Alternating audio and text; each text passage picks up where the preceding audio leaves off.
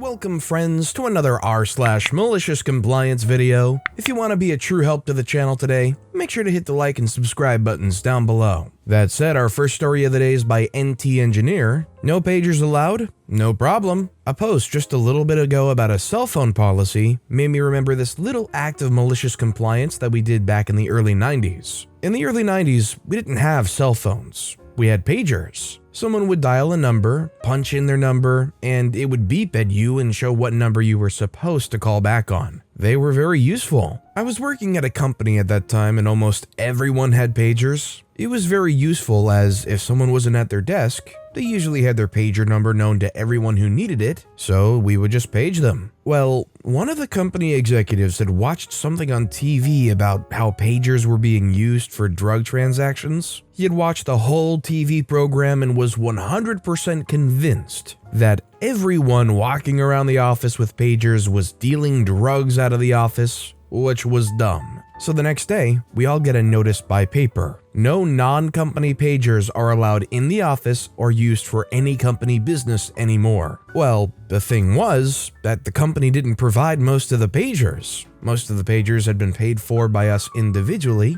and we used them for personal and business reasons. Cue malicious compliance. All of us started leaving our pagers in our car, and when we were off the clock, no longer answered them if we knew it was a work number calling, which was pretty easy to figure out based on the number paged to you. Some of us were in charge of pretty important systems, and if they crashed, it would cause a lot of problems. Well, since we didn't have the company provided pagers, and we stopped answering those pages, they had no choice but to leave us messages on our home answering machines. And wouldn't you know it, amazingly, everyone was getting home really late at night, much too late to be able to do anything about the problem while it was impacting business. So 2 or 3 times a week, some system would have a problem during swing shift, they would try to page us, get no answer, and then they'd leave a message at our homes. And we wouldn't call back until after swing shift had left. So swing shift was just sitting around doing nothing and getting paid for it. After about 2 weeks of this, we were actually surprised it lasted this long. A notice came out that the new pager policy had been retracted,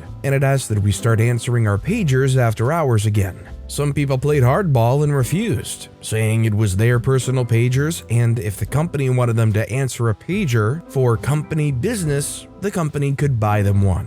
So the company ended up having to buy a ton of pagers and pay for service they didn't have to before because of this. All in all, because the executive had watched a TV program, the company lost tens of thousands of dollars in production and paying people to stand around, and had to spend thousands on brand new pagers in service for a bunch of people. Not so mysteriously, that executive retired a few months later. Yeah, all of these workers were using their own personal pagers as a shortcut to improve their workflow. The company makes a big old stink about it and says, "You can't use non-company pagers," and then retracts that saying, "No, please use your pagers, especially after hours." Well, now you're saying you want us to use our personal items after hours off the clock?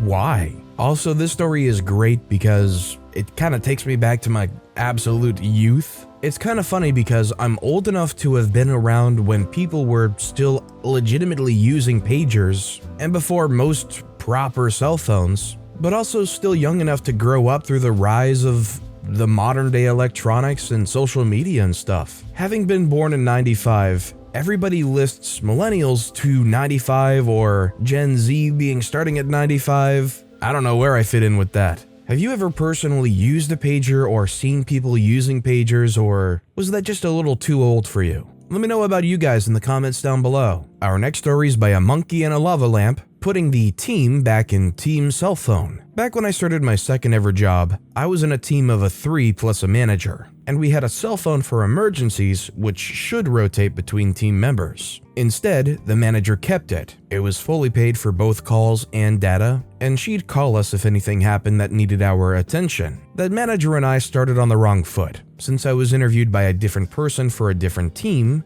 and was moved the day before starting work. It had been about 4 months, and although she didn't like me because I wasn't all buddy-buddy with her like the rest of the team, I did my job well enough so that she couldn't do anything. But one day after lunch, my roommate called panicking since he came home to a flooded kitchen and a dead fridge. and my manager, just coming from lunch, caught part of the conversation, stood next to my cubicle until I was finished, and proceeded to scold me out loud enough for the whole floor to hear, which was us and 4 other teams of 5+ people each, for using my phone at work. Seeing how it was unprofessional to use my phone at work, so I said I wouldn't use it at or for work anymore. She was so smug, she didn't notice the second part until later that week when she starts blasting my phone at 2 a.m. for a work emergency, and I never picked up or answered her texts. That was part of my malicious compliance. The next day, she was pissed, and during the daily team meeting, I reiterated that my phone was mine to use and pick up,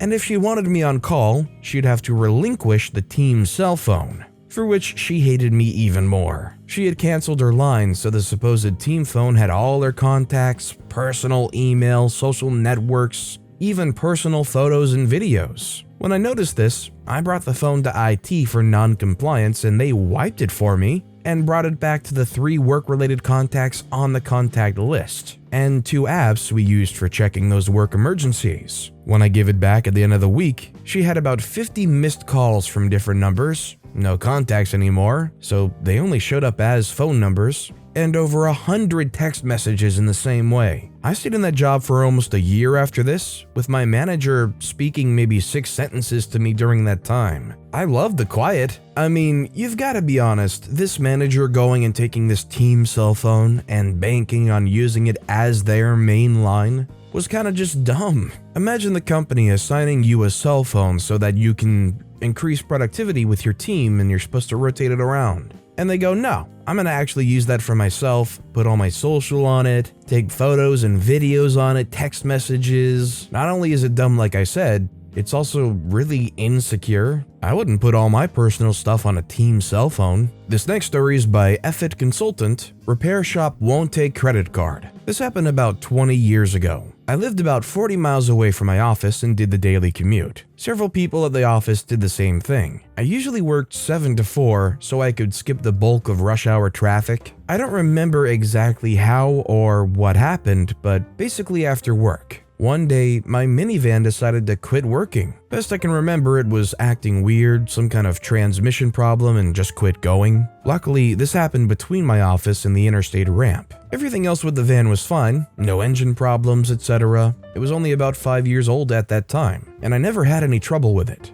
I deduced it was a transmission problem. Everything runs fine, it just decided to not go anywhere when put in gear. Picked a transmission shop out of the phone book that was not too far away and had it towed up there. Waited around a while they took a look at it and said, yeah, they could fix it. Don't remember the exact quote, but it was probably somewhere around the $800 to $1,000 for the job. Okay, I don't have that much cash in the bank, but that's what credit cards are for. They've got the van, I'm stuck, what else am I gonna do? They wouldn't take me 40 miles home, but they would give me a ride locally. I had them drop me at a motel near my office so I could at least walk to work the next day. I got a ride home with a guy from work next day, and then carpool a day or so until the van was fixed. Couple days after I drop it off, the shop calls and I go to pick up the van after work. Shop owner gets in the car with me while I give it a test drive. It goes, but yuck. Making noise, still not right. So I tell him to try again. This is getting to be a hassle. Another day, another carpool. Next day, get the call, come pick it up. Okay, drives fine, no noise. Sounds like he got it fixed. Pull out the credit card and the owner's like, we don't take credit cards, cash or check only. Well, I don't have my checkbook with me. I don't say I don't have the cash. Ring the office and catch a ride home again with one of the guys working late. Malicious compliance part, I don't have the money to pay the shop. But I do have my latest CC bill, the one with the little checks attached to the bottom of it. I just filled out one of those checks, take it to the guy the next day, he accepts it, and I get my van back. Here's the fun part. I get a call from the guy later, and he's telling me the bank won't cash the check.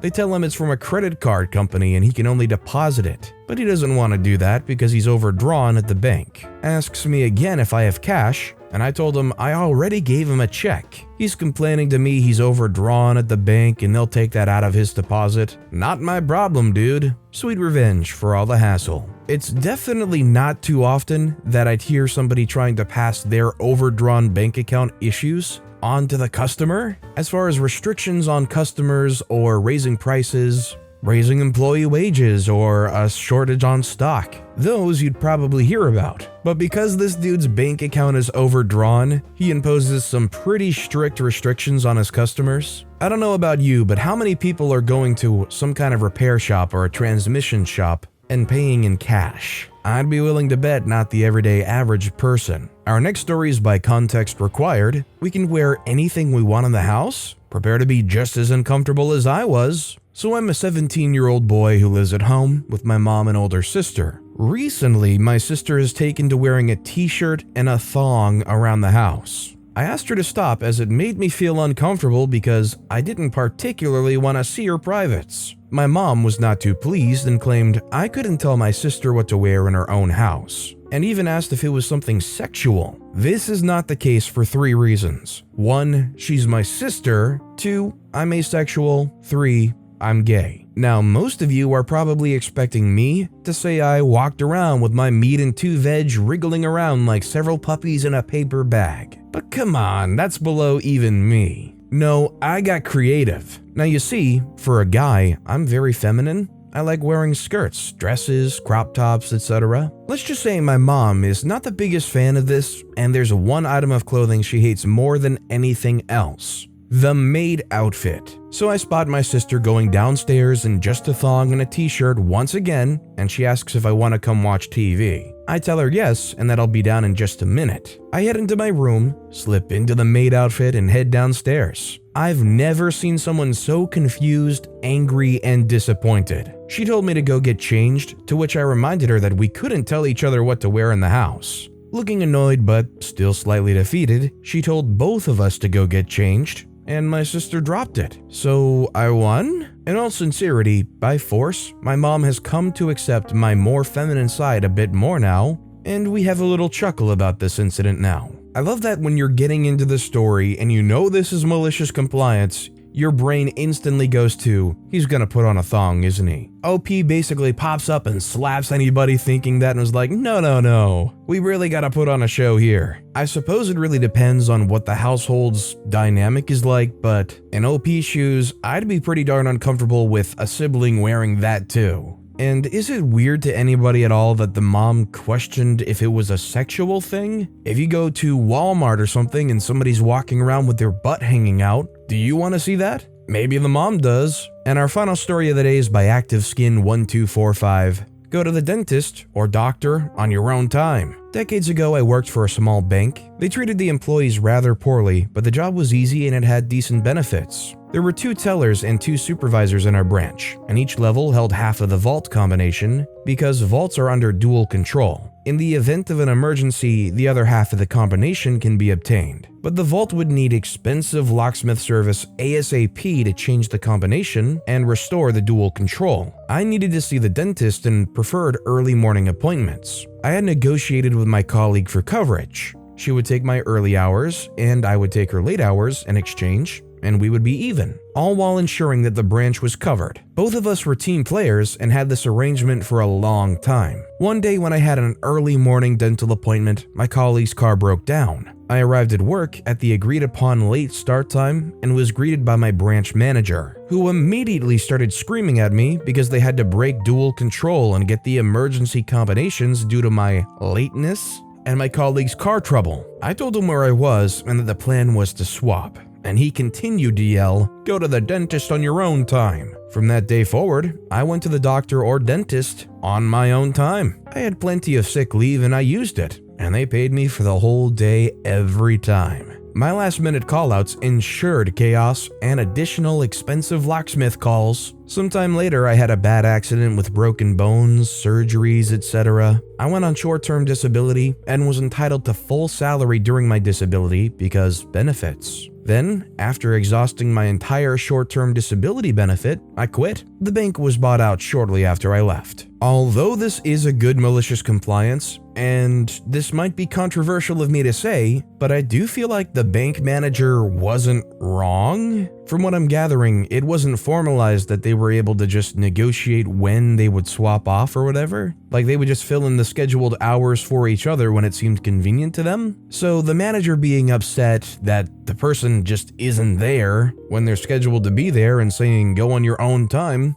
I think is actually kind of fair. But with that being said, that's all the time we have for today. So of all these stories I've read today, which is your favorite and why? Let me know in the comments down below. And if you haven't yet, if you could like and subscribe, that would mean a lot to me. Whatever you do, whether it's liking, subscribing, turning notifications on, all of it helps grow this channel and I appreciate the heck out of it. So until next time, I'll see you all tomorrow with some more stories.